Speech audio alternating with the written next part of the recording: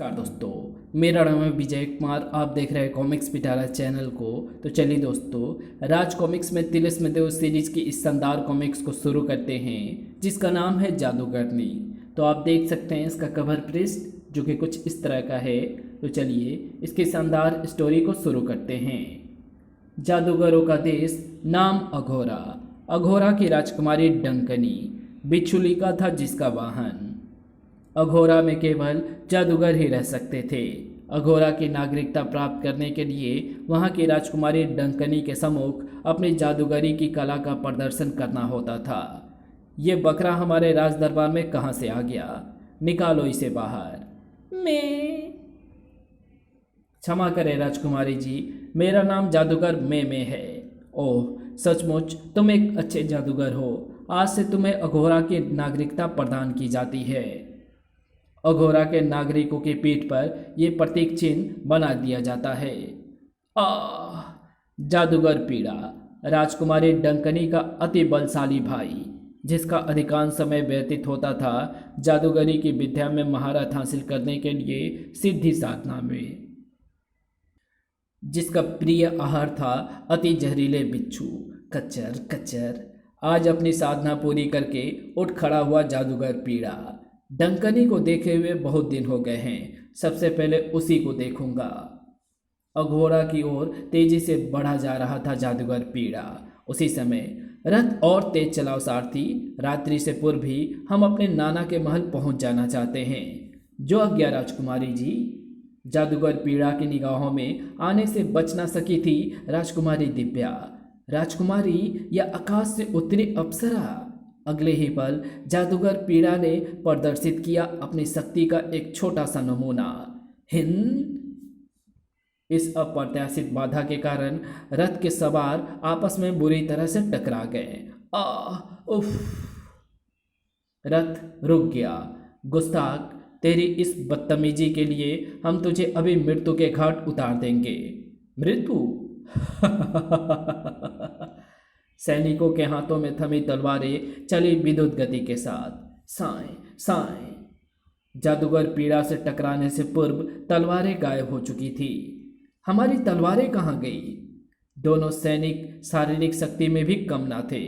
हम बिना तलवार के भी तुझे मजा चखा देंगे दुष्ट। तुमने गलत कहा। मजा तुम मुझे नहीं, मैं तुम्हें चखाऊंगा। प्रचंड वेग के साथ दोनों को आकाश में उछाल दिया जादूगर पीड़ा ने। दोनों सैनिकों से निपटकर पलटा जादूगर पीड़ा। घबराओ नहीं राजकुमारी, मैं तुम्हें कोई नुकसान नहीं पहुंचाऊंगा। अगर तुम्हारे सैनिक मुझ पर आक्रमण ना करते तो मैं उन्हें भी कुछ ना कहता। कौन है तू दुष्ट? जादूगर पीड़ा।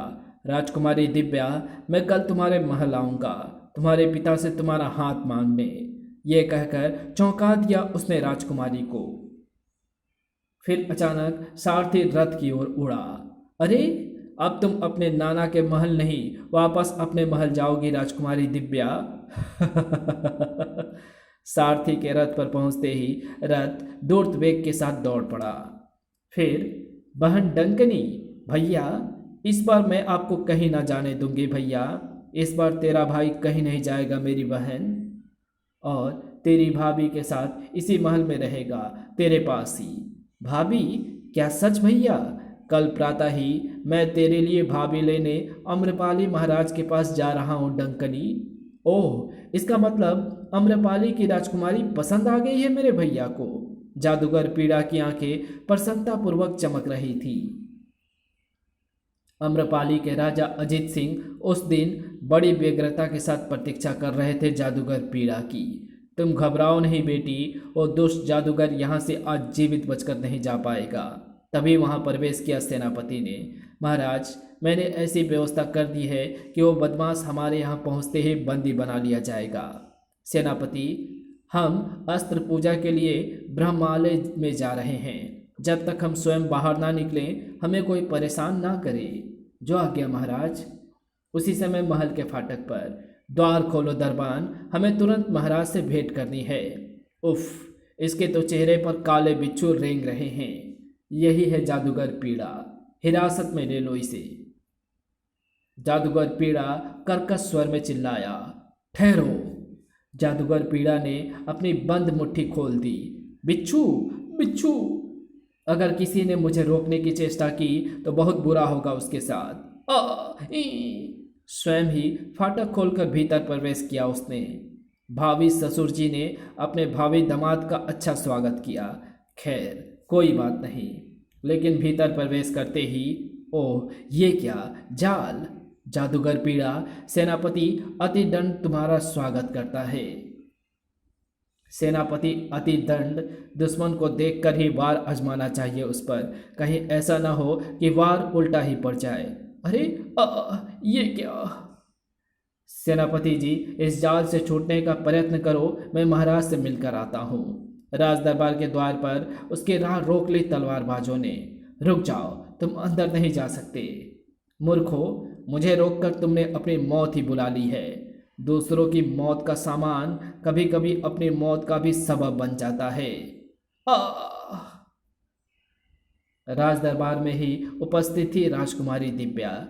राजकुमारी दिव्या, तुम्हारे होने वाले पति पर कितने हमले करवाए ससुर जी ने, पर मैं उस सब हमलों का मुकाबला करता यहाँ तक आ पहुँचा हूँ। तुम्हें मेरी बहादुरी पर कोई शक नहीं है ना राजकुमारी? मैं तुझ पर थूकती हूँ कमीने, निकल जा यहाँ से। ओह, मैं तो चाहता था कि मुझसे तुम्हारा विवाह स्वेच्छा से हो, परंतु अब मैं अपना और अपमान नहीं सहूँगा। तुम्हें जबरन यहाँ से ले जाऊँगा। तभी धड़ाक! उफ! पिताश्री, हमने सोच रखा था दुष्ट पीड़ा कि अगर तूने हमारी बेटी के साथ कोई घटिया हरकत की तो हम तुझे सीधे नरक का द्वार खटखटाने के लिए विवश कर देंगे। देखो इसे, ये ब्रह्मास्त्र है, तीनों लोकों में जिसकी काट नहीं है। ब्रह्मास्त्र! एकाएक ही अदृश्य हो गया जादूगर पीड़ा। तो मुझ पर ब्रह्मास्त्र का इस्तेमाल नहीं कर सकोगे राजा अजित सिंह। तेरी भूल है, ये ब्रह्मास्त्र अदृश्य रूप में भी तुम्हें समाप्त करके ही लौटेगा। मुझे फौरन भाग निकलना चाहिए यहाँ से। राजा अजित सिंह ने ब्रह्मास्त्र उछाल फेंका। जय ब्रह्मास्त्र! गर! तीव्र गड़गड़ाहट गूंज उठी। इसी पल संपूर्ण महल एक तेज चीख से गूंज उठा। राजा अजित सिंह, राजकुमारी दिव्या और सेनापति अतिदंड भी भागकर वहां आ पहुंचे। इस शैतान की लाश को राज्य की सीमा से बाहर फेंक दो, जहां चील कौवे इसे नोच नोच कर खाएंगे। ब्रह्मास्त्र अपना कार्य पूर्ण कर वहां से गायब हो चुका था। जादूगर पीड़ा की लाश को राज्य की सीमा से बाहर फेंक दिया गया और तब दिखा एक आश्चर्यजनक दृश्य। तीड़ तीड़! कई जहरीली बिच्छुओं ने जादूगर पीड़ा की लाश को चारों ओर से जकड़ दिया। सैकड़ों काले भयानक बिच्छू जादूगर पीड़ा की लाश घसीटकर ले जा रहे थे।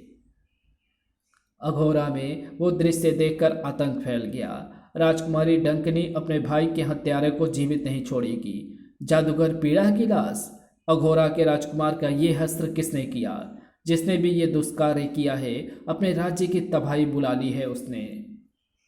अघोरा की राजकुमारी जादूगर डंकनी, भैया को तो अब तक लौट आना चाहिए था अपनी दुल्हन लेकर। अचानक विस्मय से फैल गई उसकी आंखें। नहीं, मेरी आंखें मुझे ये क्या दृश्य दिखा रही है? देखते ही देखते अपने जादू से एक विशाल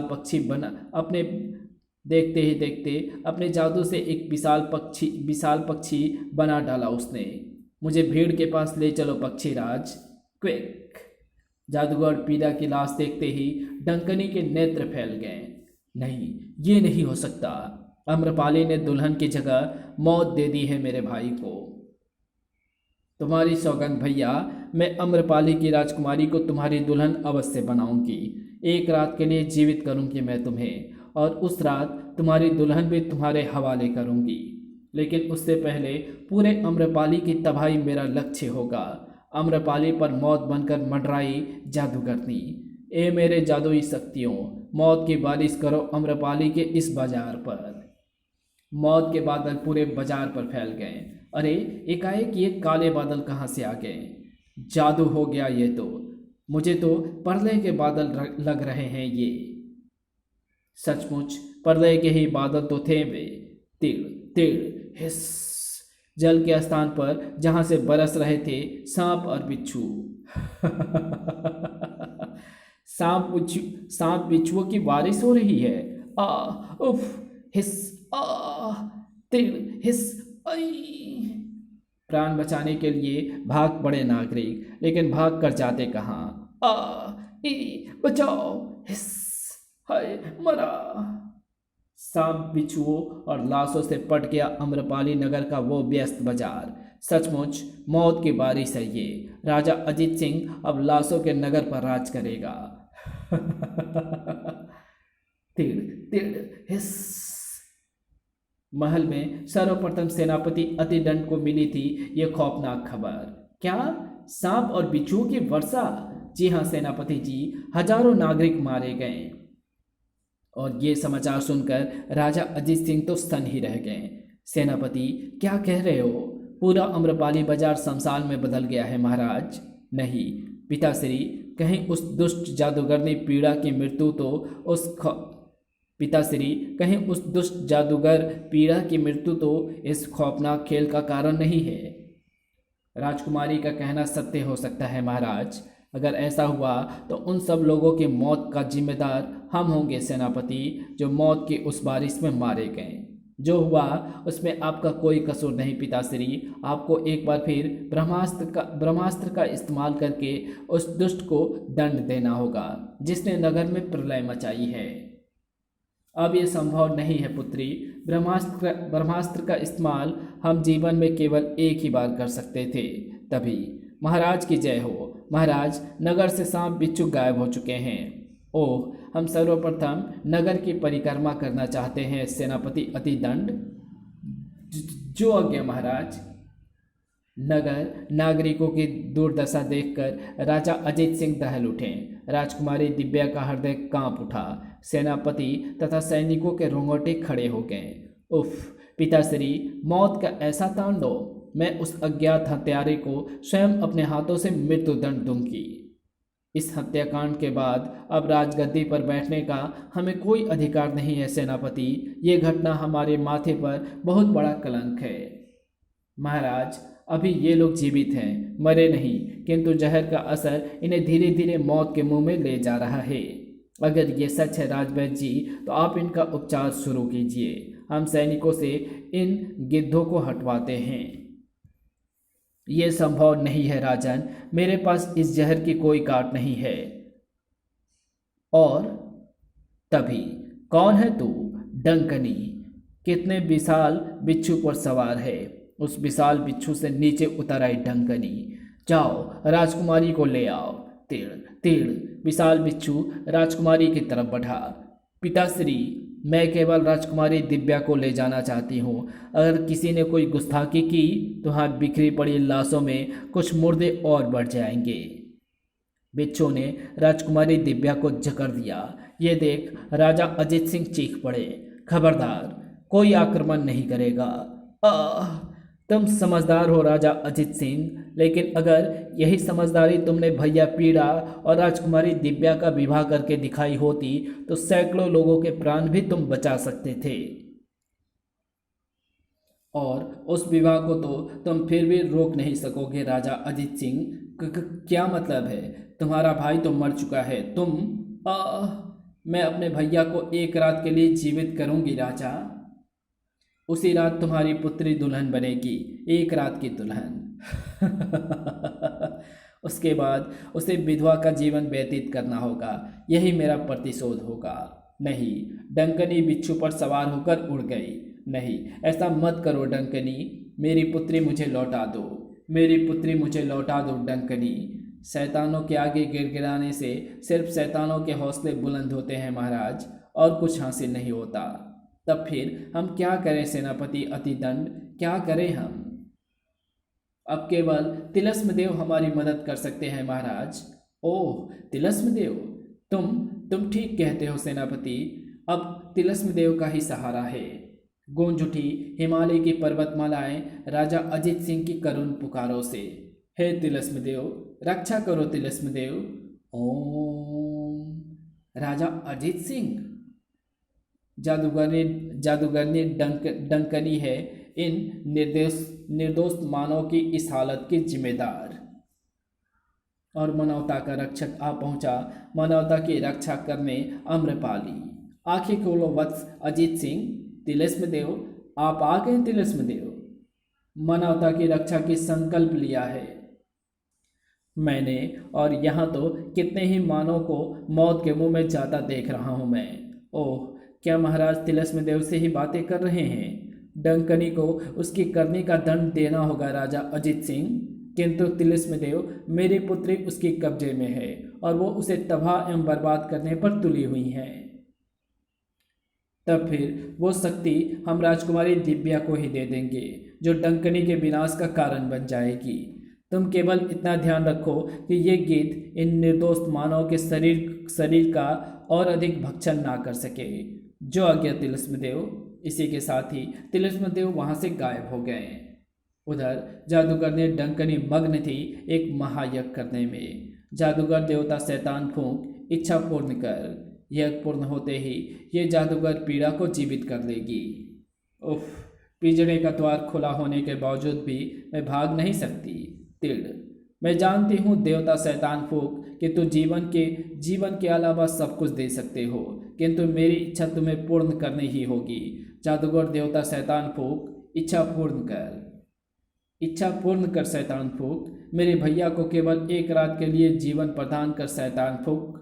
फिर इससे पहले कि वो अपना सिर भी उतार कर यज्ञ अग्नि को समर्पित कर देती, ठहरो डंकनी, एक आवाज गूंजी, हम तुम्हारी इच्छा पूर्ण कर रहे हैं। अपने भैया के शरीर पर चढ़ा कफन उतार दो। अवश्य शैतान फूंक, अवश्य। इसके साथ ही डंकनी का हाथ भी पुनः उसके बाजू से आ जुड़ा था।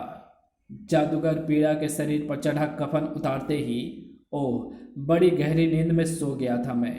भैया, मेरी बहन, इधर नहीं भैया, उधर देखो। नहीं। ओह, राजकुमारी दिव्या। डंकनी ने जादूगर पीड़ा को सब कुछ कह सुनाया। फिर बोली, समय कम है भैया, तुम्हें इसी क्षण इससे शादी करनी होगी।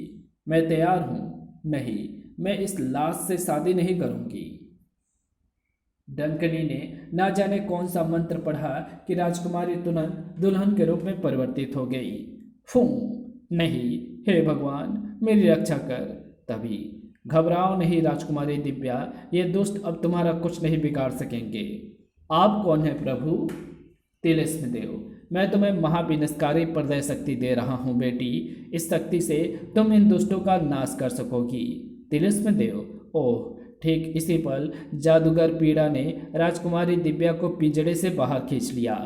चल निकल बाहर, अब तो नहीं बच सकती मुझसे। ओह, जादूगर देवता शैतान फूंक को साक्षी मानकर ही होगा तेरा मेरा विवाह। नहीं, अपनी शक्ति का इस्तेमाल करो बेटी। और तभी जैसे चमत्कार हो गया। छोड़ दो मेरा हाथ दुष्ट। झटका इतना तीव्र था कि जादूगर कक्ष की दीवार तोड़कर ना जाने कहाँ जाकर गिरा। तड़ाक! शैतान जादूगरनी, तेरा भी अंत आ गया है अब। ये सब तिलिस्म देव की शक्ति का कमाल है। एकाएक इसमें इतनी शक्ति कहाँ से पैदा हो गई? बिच्छुलिका, खत्म कर दो इसे अपने भयानक डंक चुभोकर। प्रलय शक्ति, बिच्छुलिका से मदद कर मेरी। तीड़ तीड़, और एकाएक ही राजकुमारी दिव्या के दोनों हाथ परिवर्तित हो गए बिच्छू की शक्ल में। प्रलय शक्ति ने बिच्छुलिका को खत्म करने की शक्ति मुझे प्रदान कर दी है। राजकुमारी दिव्या के साथ बिच्छुलिका का संघर्ष बेहद भयानक था। तीड़, लेकिन अंततः जीत राजकुमारी दिव्या की ही हुई। कड़ाक! डंकनी की आंखों में मंडराए चिंता के बादल। महाविनाशकारी विषधर बिच्छुलिका को भी समाप्त कर दिया इसने। डंकनी, अब तेरी बारी है। मृत्यु तेरी प्रतीक्षा अब और नहीं कर सकती। इसे अपनी ओर बढ़ने से रोकना होगा। बिच्छुलिका की मृत्यु से विक्षिप्त सी हो उठी डंकनी का जादू चला और जादूगर में खत्म कर दो अपने नुकीले सींगों से इसे।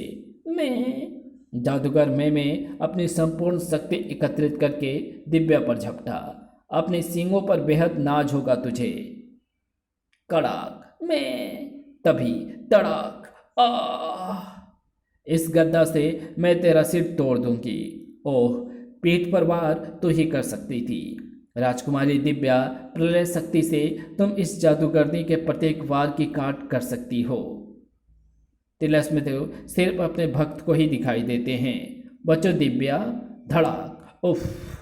अगले ही पल राजकुमारी दिव्या के हाथों में भी नजर आने लगी कटीली गद्दा। जय तिलस्म देव। बिजली की गड़गड़ाहट की तरह दोनों गद्दाएं आपस में टकरा गईं। टनाक। जादूगरनी, अब तू अपने इन चमत्कारी शक्तियों का इस्तेमाल किसी की भलाई के लिए करती तो ये शक्तियां तेरे लिए वरदान साबित होती, लेकिन लेकिन अब ये शक्तियां तेरे लिए अभिशाप बन गई है। तड़ाक। आ तेरा अंत अब निकट है दुष्टा। थर्ड। दिव्या के गद्दा के उस वार से डंकनी के सिर को कई टुकड़ों में बदल दिया। जादूगर पीड़ा। नहीं, मेरी बहन को मार डाला तूने, लेकिन राजकुमारी दिव्या तक नहीं पहुंच पाया वो। तड़ाक। आई। शैतान फूंक के यज्ञ कुंड में जाकर भस्म हो गई जादूगर पीड़ा की खोपड़ी। भक। इसी क्षण महल की दीवारें बुरी तरह से कांप उठी। चलो बेटी, जल्दी से बाहर निकलो, अब पूरे अघोरा में पर्दे मचेगी। ओह। संपूर्ण अघोरा गड़गड़ाकर गिर पड़ा। धड़ाम। इधर सुरक्षित थी राजकुमारी दिव्या। तिलस्म देव, अब आपकी कृपा तिलस्म देव, आज आपकी कृपा से ही यह सब संभव हो सका है। फिर अम्रपाली में पिताश्री, तिलस्म देव की कृपा से उस दुष्ट डंकनी का अंत कर दिया है मैंने। दिव्या मेरी बच्ची। तिलस्म देव, क्या अम्रपाली की ये निर्दोष जनता यूं ही मौत के मुंह में चली जाएगी? नहीं राजन। सहसा तिलस्म देव के मस्तक से प्रकाश फूटकर चहु ओर फैल गया। फिर देखते ही देखते मैं कहाँ हूँ? सांप बिच्छू कहाँ गए? तुरंत ही स्वस्थ हो उठे सभी। इधर तिलस्म देव, अच्छा राजन, अब मुझे विदा दो। इसके साथ तिलस्म देव प्रलय शक्ति के साथ वहां से गायब हो गए। क्या ये सब स्वप्न जैसा नहीं था? हाँ, पर जिसका अंत सौहार्दपूर्ण रहा। इसी के साथ ये कहानी यहीं समाप्त होती है। तो आपको ये वीडियो कैसी लगी? अगर आपको ये वीडियो अच्छी लगी हो तो इस वीडियो को लाइक शेयर कमेंट ज़रूर कर देना। चैनल पे नए हो तो चैनल को सब्सक्राइब कर ऑल नोटिफिकेशन को सिलेक्ट ज़रूर कर लेना। तो मिलते हैं आपसे इसकी अगली कॉमिक्स में, जिसका नाम है कहर की देवी। तब तक के लिए बाय।